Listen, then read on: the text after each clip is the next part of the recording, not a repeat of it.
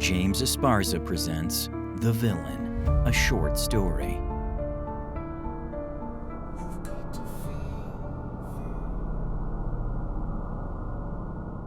Tyrak Tower, home of the Judicial Five, superhero group. Alarm!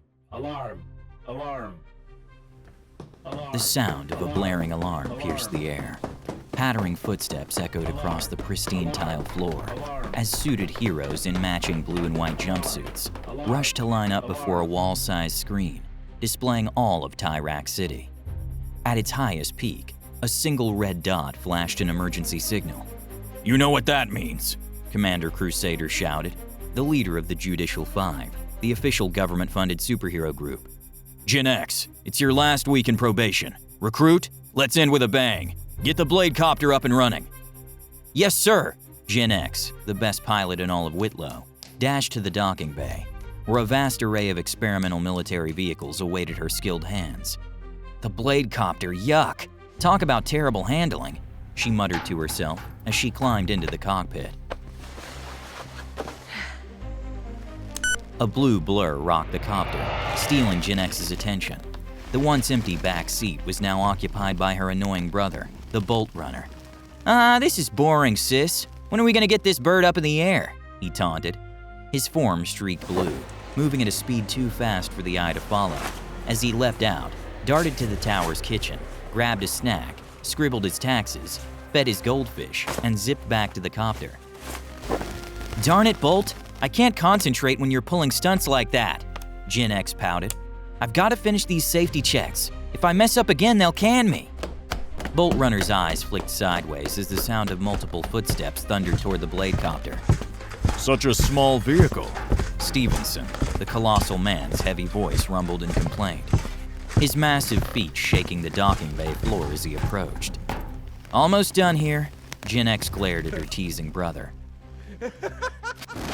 An electronic glitch buzzed through the air, yanking their attention to the back seat again. Glitch, the invisible sniper extraordinaire, now sat where Bolt had been moments before. "Bolt's right. This is boring," he said, his voice filtering through a distortion field that rendered him nearly transparent. "How long have you been there?" Gen X demanded, then waved it off. "Never mind."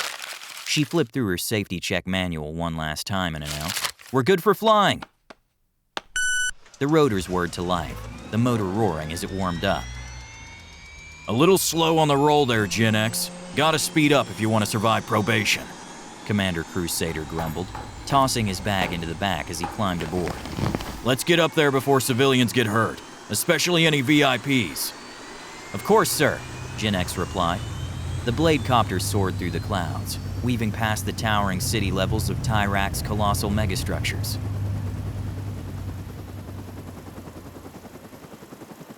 "Briefing says we've got hostages in the Capitol Mall," Commander Crusader barked. "The place is choked with smoke, locking out the local PD.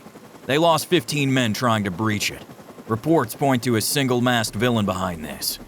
"A masked villain?" Stevenson's deep voice boomed over the comms. "Been a long time since we've seen one of those." "That's right," Crusader shot back. "This is a villain-free zone, folks, and it's our job to keep it that way. Take no prisoners." Piercing the clouds, Gen X expertly maneuvered the harsh winds and climbed high above the buildings, giving them a fine vantage point. Hovering over the towering Capitol Mall, Tyrak's prized gem, the blade copter's doors burst open. Parachutes snapped taut as most of the team leapt out, dropping into assault positions. Glitch, guided by sharp instincts, touched down on a nearby megastructure's peak, his sniper rifle's cold steel steady in his hands. "Glitch in position," he crackled over the comms. Bolt Runner's descent felt agonizingly slow, his heightened senses drinking in every detail from their vantage point. "I don't see anyone in sight, but smoke cloaks all the windows. We better move fast. Another casualty's the last thing we need in the news," he yelled against the rushing winds. Once his boots hit pavement, he blurred into motion, circling the mall in frantic laps, peering through smoke-screened windows at speeds that left only a streak in his wake. I got nothing. Stevenson, with his bones near unbreakable, yanked his chute just enough to soften his landing. Steel feet crackling the frontal parking structure's concrete. I'm on the ground. Not a soul in sight. Looks like PD pulled out just in time, he growled, scanning the haze. Roger that, Crusader replied, hovering midair with his sidearm drawn. Let's breach those front doors and get to work. What's that? Gen X's voice cut through the comms. A strange purple aura pulsed beyond the holographic trees in the distance. I'm losing control! The team glared at the blade copter as it plummeted, alarm blaring and rotors faltering under a mysterious force. The vehicle twisted and snapped, shuddering violently, sparking a fire that belched an ocean of black smoke across the sky. Sis! Bolt Runner roared, the slow-motion sight of his baby sister's fall dredging up memories of the loss of their parents. He bolted through the streets, weaving past gawking civilians and dodging traffic. Near a small park, a purple aura pulsated outward and surrounded the copter. Glancing up, he saw Gen X descending fast. All right, he spoke to himself. I'll disable that device, wait till the last second and yank her clear. He sprinted for the park's entrance at full speed. But in that final heartbeat, a glint flashed, a thin metal wire, taut at neck height. The cord sliced through the hero's light armor, hurling Bolt Runner's body in the air. He crashed to the ground just as the blade copter slammed into the park, igniting a towering inferno. No! Glitch's voice broke over the comms. Peering through his scope, he hissed. I can't see through this smoke. Switching to thermals. Blasted. The fire's out of control. I'm on it, Crusader yelled, breaking into a sprint toward the crash. Stevenson, handle those hostages. Got it, but I don't think this villain cares about... Stevenson stopped, a gasp choking his words. Do you see that, Glitch? Glitch swung his sights around. A ghostly figure in black and red flickered in his scope. Standing atop the mall was their villain. Impossible. It's him. What are you talking about? Son of a... Glitch cut off, zeroing his aim and firing an ultrasonic anti-material round. The figure shimmered as the shot punched through. It's a hologram. Stevenson scanned the parking structure. Holographic clones of the cloaked figure appeared and charged from every corner. Dang it, he's got me boxed in. What is going on? Crusader called over the comms. Ignoring Crusader, Glitch took action. With finger on the trigger and breath held, his smart rifle unleashed a pulse, scanning all targets for heartbeats and heat signatures. Each one of them has a heartbeat and thermal simulator, he said into the comms. Damn it. Stevenson, I'm setting my scope to lock-on mode. Everything wearing black and red is about to be dead. His smart scope took a scan of the first hologram and locked onto all of them. Death Bloom mode engaged. Unleashed a barrage, Glitch swayed with precision, picking off holograms one by one in a deadly rhythm. Stevenson spared a moment to glance at Glitch. He froze. The cloaked figure loomed behind his companion, mere feet away. Glitch, behind you! Static drowned his warning. He's jamming us! In eerie silence, the figure raised its wrist, his fingers dancing across a digital interface. A laser dot bloomed on Stevenson's chest, and a hologram flared to life before him. The colossal man bent his legs to leap left, but before he had a chance, Glitch's scope caught the hologram. One final shot tore through the air, blasting the illusion apart in a red explosion. Glitch stood still, wondering if he'd hit the mark. Not bad. A distorted voice rasped from behind. Too slow to turn, Glitch gasped as a blade from a crimson gauntlet pierced his spine. Agony dropped him, his limbs useless despite his frantic will. I hope you don't mind if I borrow this. The figure, a ghost of sins past, snatched Glitch's rifle. Adjust for wind. Switch to X-ray vision. There's our dear commander. Crusader's heavy steps pushed through the crowded streets, the many spectators gawking at the sight of their city's mascot hero. Get out of my way! Crusader's beating heart raced, but a sixth sense halted his steps. Peering backwards, he spied the shine of a scope. Not bad, the villain crowed.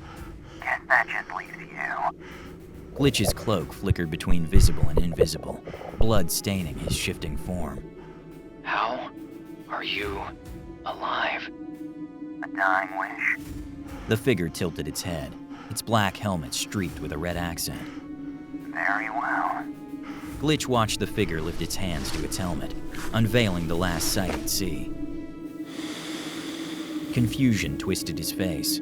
He'd expected the weathered scowl of a long-dead villain who once terrorized Whitlow. Instead, a boy's youthful features glared back, eyes burning with rage. "You're just a boy," Glitch said. The boy's brow curled as he hoisted Glitch up with one exo-powered arm. "A boy?" His voice spoke, brimming with conviction. "I am Vertilax, son of vengeance. I'm here to exact retribution for all my fathers and mothers you scum crushed under your self-righteous boots of so-called justice. Don't worry, dear friend. You are all but the first." He dangled Glitch over the edge of the megastructure. The broken hero stared into those eyes, boyish, yet holding the ghost's old menace, the villain he'd once helped execute. That aura pulsed through this armored youth. As the villain's grasp loosened, Glitch peered upward toward the beautiful sky, and he knew a new age had dawned.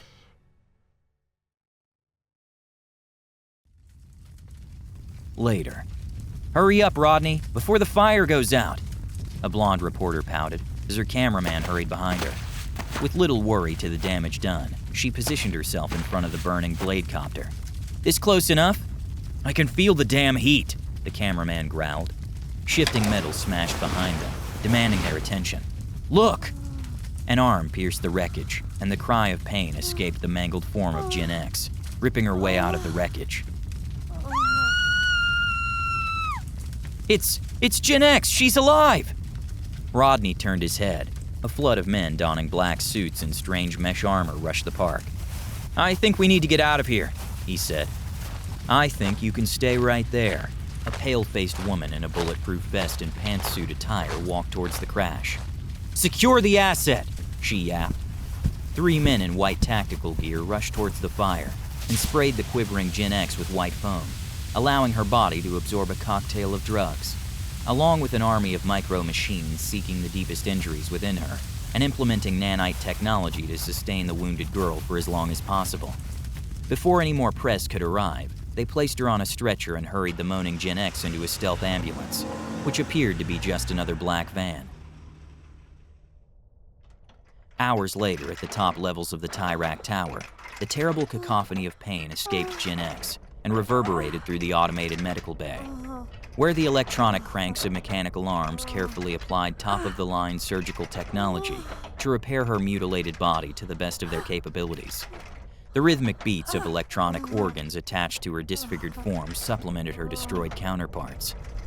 After the haunting cries and sounds of screeching metal halted, footsteps approached the bloodied surgical table. A small group of suited men looked down upon her. "She's gone. There's nothing left." A deep voice escaped the small crowd. "Nonsense," someone retorted. "This is perfect. I think we have our new candidate for the cyborg program." Stepping out of the crowd, a young man with slick black hair knelt down towards the bloodied bed. "Can you hear me?" he whispered into Gen X's ear. "We can make you strong again, even better than before." His voice escaped him in a low growl. "You're not alone. The company wants to help you. We want to take away all your pain. We want to give you justice." Burnt and torn lips struggled to open. A single word escaped Gen X. "Yes." You've got to feel fear, shadows between. I'll crush your kind, To be continued. ripping your hope away. I'll crush your kind, city's mine to slay. I'll crush your kind. Heroes bleed this day.